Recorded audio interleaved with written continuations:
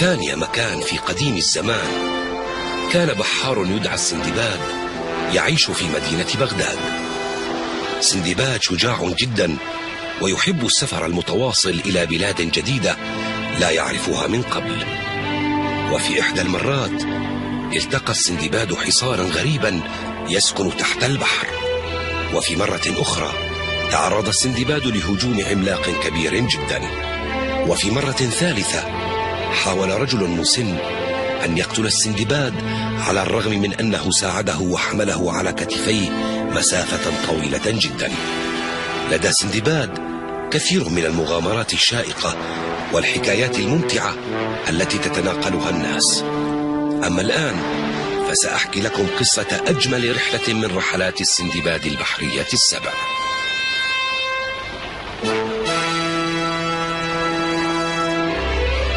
هناك جزيرة على مقربة منا أيها الربان. يبدو أنها جزيرة جميلة. أريد أن أذهب إليها لكي أبيع سكانها وأشتري منهم. أشعر بأنني سأجني ربحا وفيرا. حسنا، سنرى ذلك يا سندباد. أديروا الدفة أيها الرجال، سنتجه إلى الجزيرة. حاضر.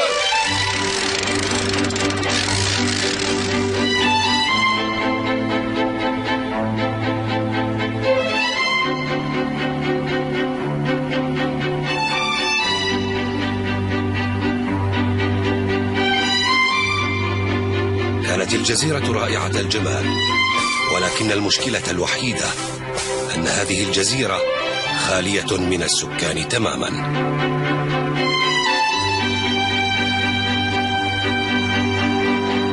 هذا غريب، لما لا يسكن أحد في هذه الجزيرة الجميلة؟ تأمل السندباد السماء طويلا ثم غط في نوم عميق.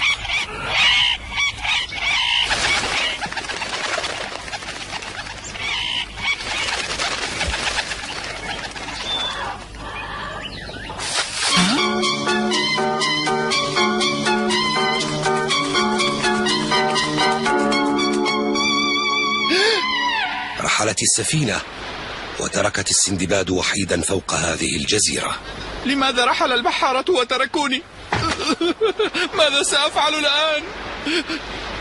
لحظة، الخير كثير في هذا المكان وفي إمكاني أن أعيش.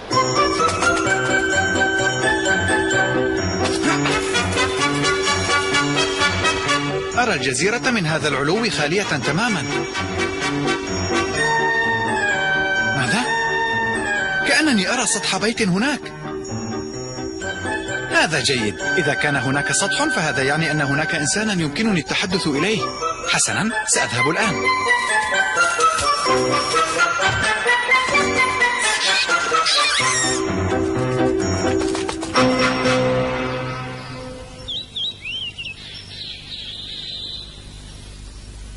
سندباد، عليك أن تحذر، فقد حاول أحد الأشخاص أن يأكلك ذات مرة، لذا علي أن أحسب كل خطوة قبل أن أخطوها.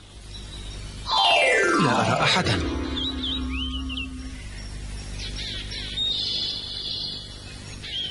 لا أحد. إنه شيء غريب. ترى من بنى هذه القبة هنا؟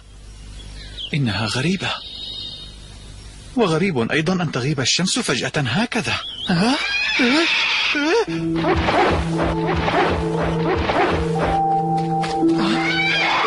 ترى ما هذا الطائر؟ إنه أكبر من الجمل، مخالبه مخيفة جدا وحجمه في منتهى الضخامة. يحمل الفيل وكأنه يحمل فأرة صغيرة بين مخالبه.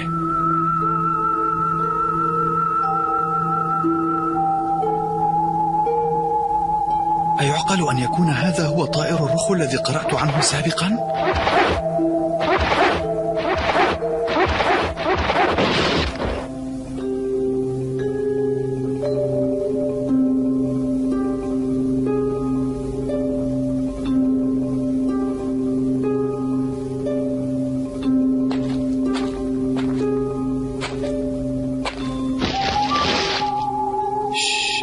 علي أن أبقى هادئا حتى لا يستيقظ.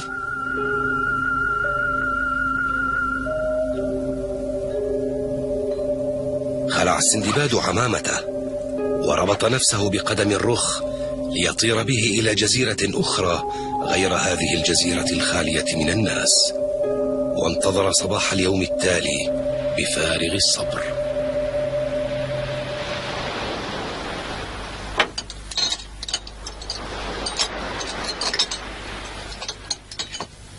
المقعد فارغ بجانبك. إنه للسندباد، وهو فارغ منذ أن غادرنا الجزيرة. نعم، فأنا لم أره منذ ذلك الوقت. ولكن كيف لم ننتبه على ذلك؟ على ماذا؟ أظن أننا نسينا السندباد على الجزيرة. ماذا تقول؟ لا أثر له على السفينة. ولكن لماذا لم تخبروني بأمره قبل الآن؟ لم ننتبه على غيابه. غباء.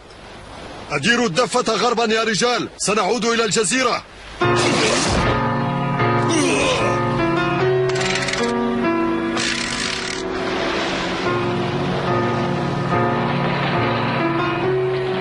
بقيت السفينة تبحث عن تلك الجزيرة طول الليل، ولكن بلا جدوى، فتلك الجزيرة كانت مهجورة ولم تكن مرسومة على خريطة الربان. وعبثا أمضى البحارة وقتهم بالبحث والتفتيش.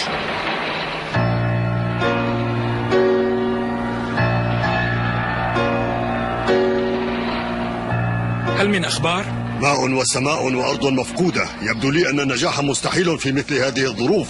سيقضي السندباد حياته كلها فوق تلك الجزيرة.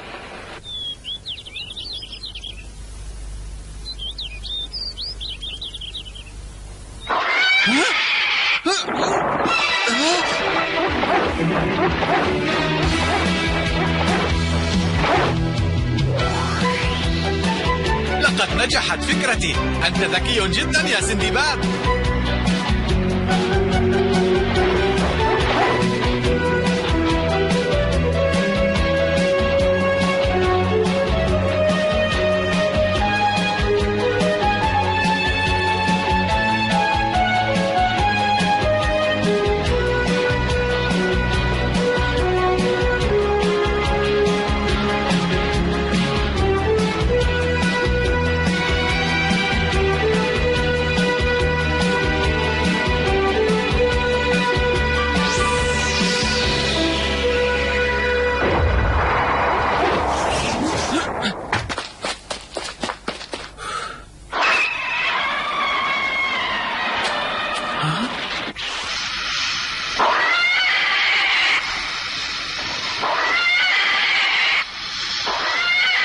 إذا يأتي الرخ إلى هنا ليصطاد الأفاعي ويأكلها.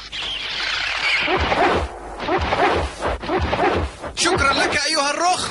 علي أن أتفقد هذا المكان جيدا.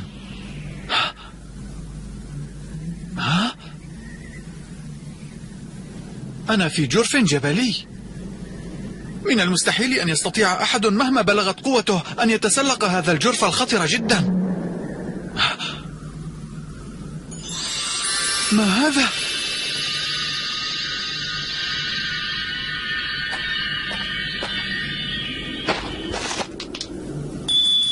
ألماس حر، سأبيعه بسعر غال جدا.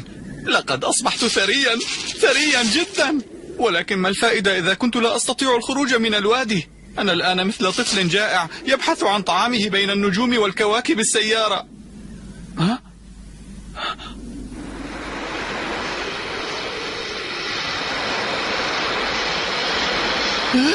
إنه ثعبان ضخم جدا، إذا عثر علي سيبتلعني دفعة واحدة. يا إلهي، المكان مليء بالثعابين. الرخ يحلق في الجو، والثعابين تزحف على الأرض، ومن كل الجهات هناك جرف جبلي وعر وخطر، ولن يستطيع السندباد أن يهرب إلى أي مكان، لكنه أبى أن يستسلم. بحث عن طريقة للهرب، ولكن بلا فائدة.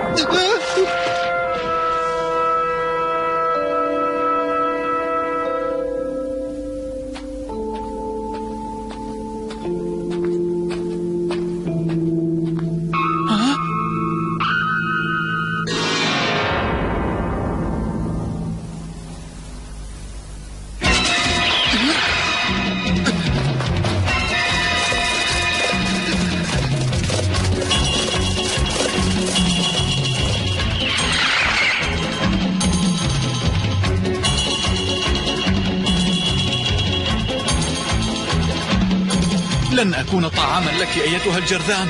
ابتعدي. لماذا هربت يا ترى؟ ها؟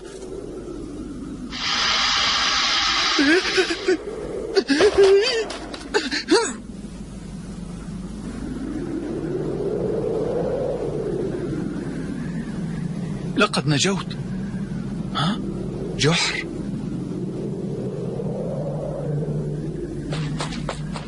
إذن الثعبان الكبير خرج من هنا، ولكن يجب أن أتأكد هل في الداخل ثعبان غيره أم لا.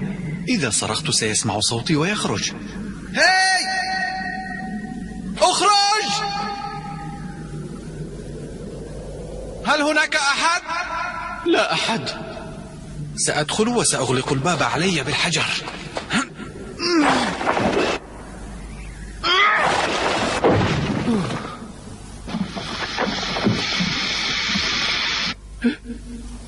الثعبان!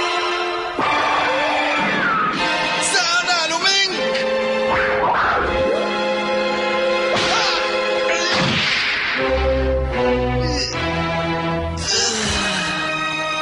كانت الأفاعي في داخل الجحر تنام على بيوضها، أما الثعبان الذي خرج فكان الأب.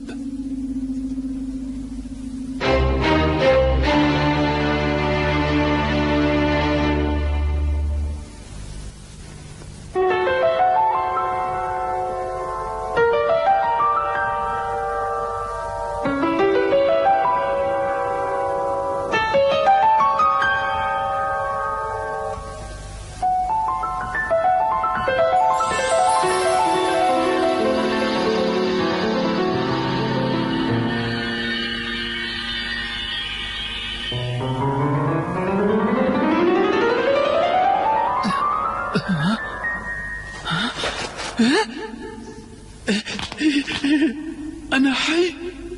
ها؟ وهذه حية.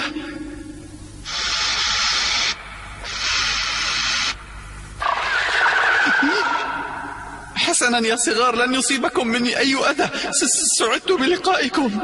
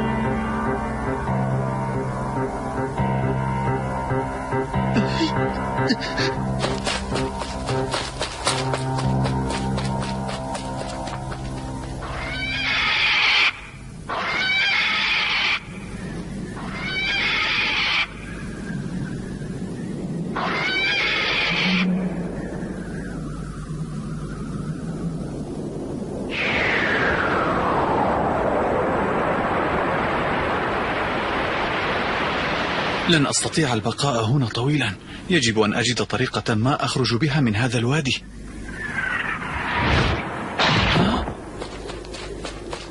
إنه لحم. من أين أتى؟ ها؟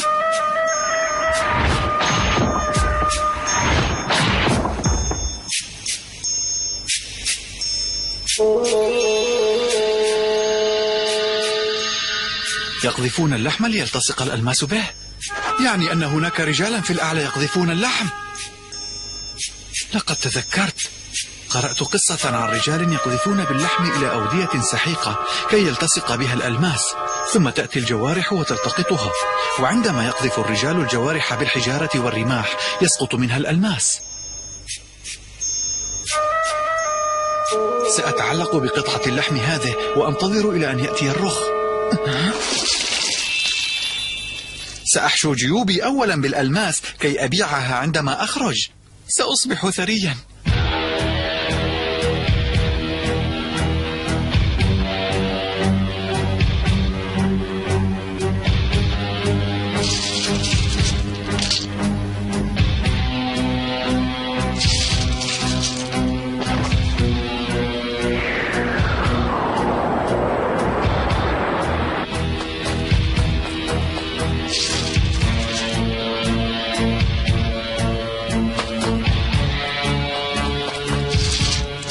حصلت على ما يكفيني. أنا مستعد.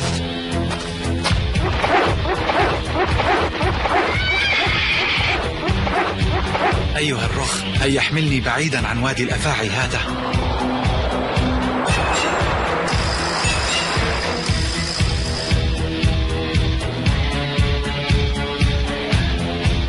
الرخ يمسك اللحم.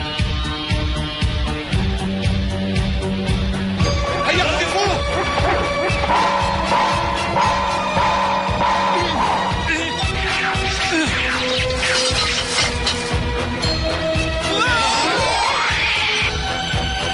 إن الرخ يحمل إنسانا مع قطعة اللحم.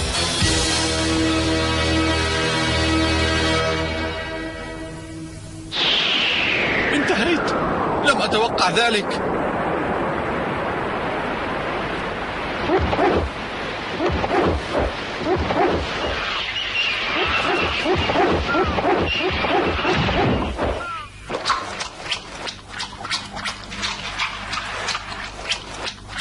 يجب أن أجد طريقة للخروج من هنا.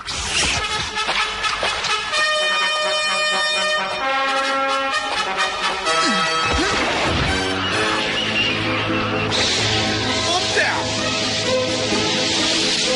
اللحم ينزلق نحونا.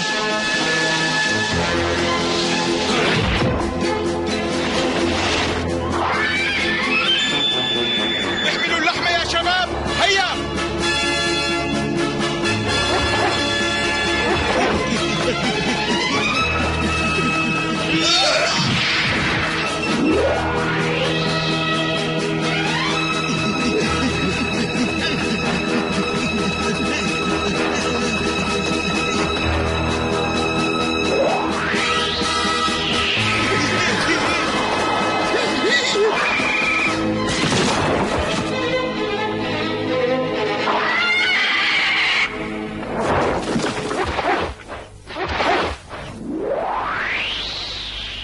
كانت قطعة اللحم التي وصلت إلى الصيادين خالية من الألماس تماما.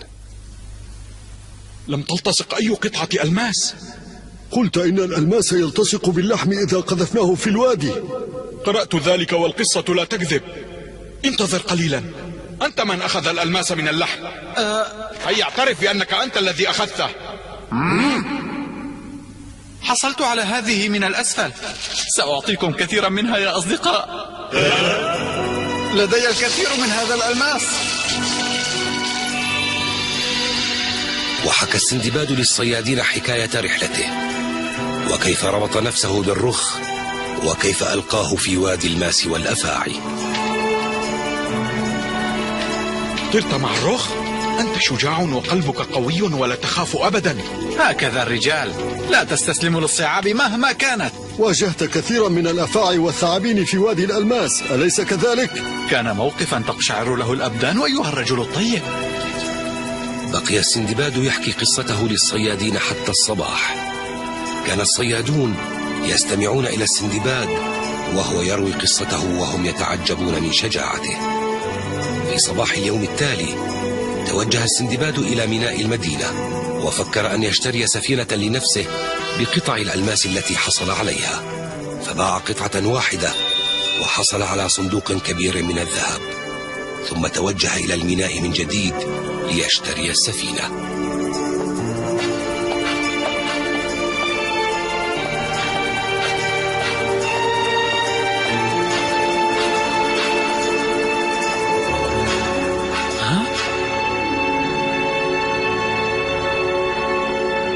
مرحبا.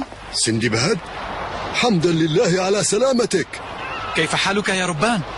دعك مني وأخبرني كيف نجوت من تلك الجزيرة. إنها قصة طويلة وسأرويها لكم عندما أعود معكم إلى بغداد. قل لي متى سترحلون؟ الآن يا بني. سيد سندباد، اشتريت جميع الحاجات التي طلبت شراءها. شكرا لك. احملها إلى تلك السفينة من فضلك. حاضر. وما هي هذه الحاجات؟ بعض الهدايا، أقمشة وعطور وتوابل اشتريتها من أجل أسرتي. ولما اشتريت هذه الأشياء مع أن حاجاتك وحقائب سفرك السابقة محفوظة؟ تحتفظ بها كل هذه المدة التي غبت عنكم فيها أيها الربان الطيب؟ أشكرك من كل قلبي أيها السيد المحترم. حقا أنت رجل وفي وشهم. هذا لأنني بحار يا سندباد.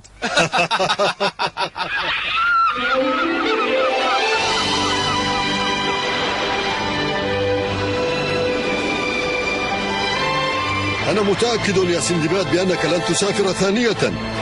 لا يا سيدي، السندباد ابن لهذا البحر، وابن البحر كالسمك لا يستطيع العيش بلا بحر.